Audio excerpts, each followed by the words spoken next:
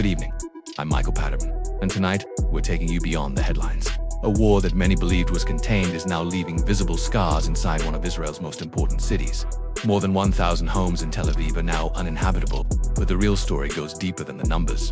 Because this isn't just about destruction, it's about what modern warfare really looks like, even with advanced defense systems on Earth. According to Tel Aviv Mayor Ron Hulday, more than 1,000 apartments are no longer fit for living. This follows weeks of missile and drone attacks during the recent Iran conflict. The damage wasn't limited to Tel Aviv alone.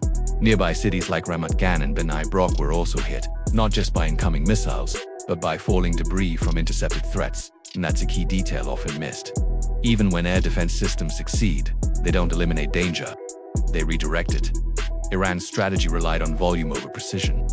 Instead of a few targeted strikes, waves of ballistic missiles, cruise missiles, and armed drones were launched repeatedly toward Israeli population centers.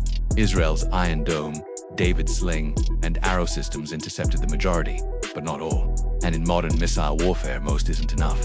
Even a small percentage of successful strikes can result in civilian casualties, structural collapse, fires, and infrastructure breakdown. And in this case, dozens were killed or injured, with entire residential blocks damaged beyond repair. The financial impact is escalating fast. Israeli officials estimate $17.5 billion in total war-related costs so far. Over 30,000 damage claims filed by civilians. Thousands of claims tied directly to homes, vehicles, and businesses. And that number is expected to rise, because what we're seeing now is only the immediate damage.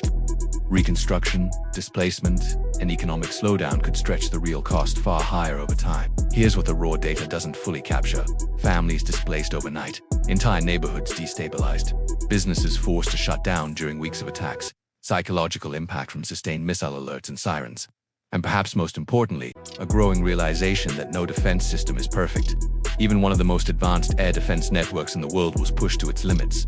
The ceasefire that began on April 8th has paused the violence, but it hasn't resolved the conflict. Negotiations between the United States and Iran failed to produce a long-term agreement, leaving tensions high across the region. And what happened in Tel Aviv may be a preview of future warfare: high-value missile saturation, drone swarms, economic targeting of civilian infrastructure. This isn't just a regional story anymore, it's a global warning. Tonight, the headline is simple: 1,000 homes destroyed. But the reality is far more complex. Because behind every number is a city adapting to a new kind of war.